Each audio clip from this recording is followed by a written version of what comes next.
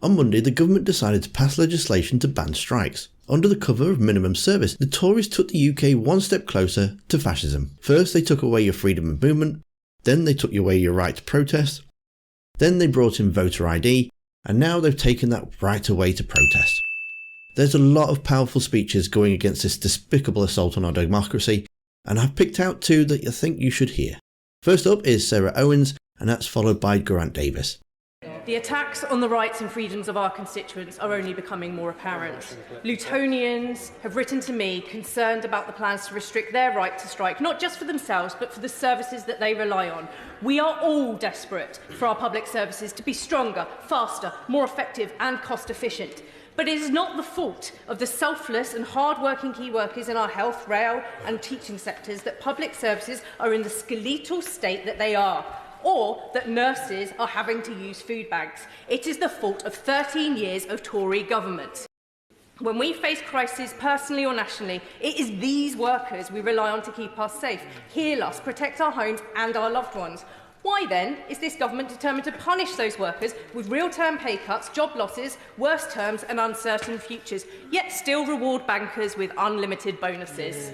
Not only are British public service workers seeing their pay declining or their jobs cut, they're now told they cannot speak up about it. The message to public sector heroes from this bill is put up and shut up. Unfortunately for this government, that is not the spirit of this country or the party of these benches. Our constituents know the value of their work. They know the dignity they deserve. And when it comes to civil liberties, the party opposite talk a good game about freedom of speech. But when it comes to the basic rights to strike and to protest, this, one of the most extreme Tory governments, is on the wrong side every time. They fight for the rights of Holocaust deniers, climate change sceptics and out-and-out misogynists to say whatever they like online in an effort to appear anti-woke and pro-freedom of speech. Yet when it's the freedoms of nurses, teachers, doctors, paramedics, firefighters, support staff, healthcare assistants, the Conservatives are not on their side. They don't want them to have the same freedoms as everyone else. Ordinary working people, like the ones ministers are trying to gag now, fought for our rights. Rights for maternity leave, bank holidays, to be safe at work, equal pay, and to remove their labour, to have their voices heard when those in power aren't listening. And so the Tories show time and time again that they're on the wrong side, and all they have to do is listen and negotiate. They are the reason people need strong trade unions and a Labour government, because the Tories will never be on the side of working people. I will always be on the side of working people, and I will vote against this bill today.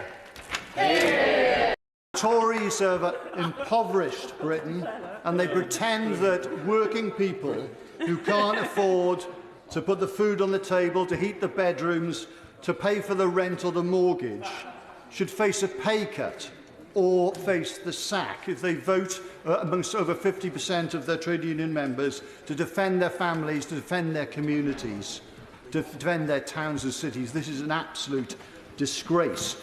And the Tories refuse to negotiate.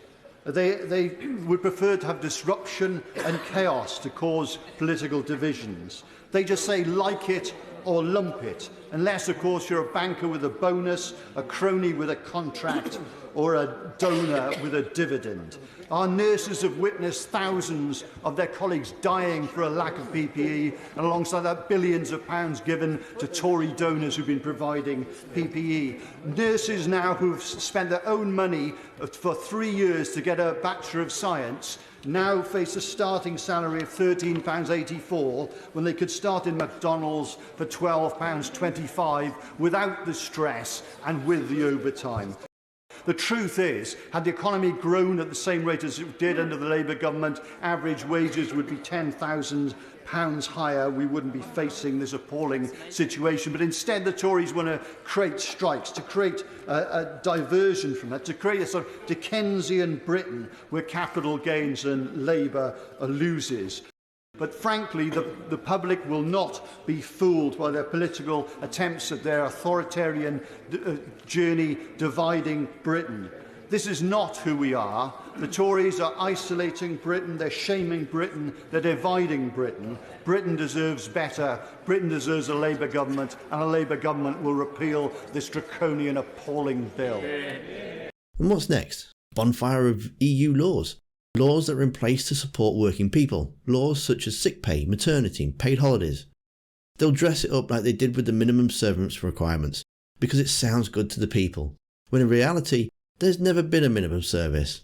For fans of Star Wars, this will ring true. So this is how liberty dies. With thunderous applause. And see how we're slipping ever closer to fascism, you'll need to watch this video that's on screen next.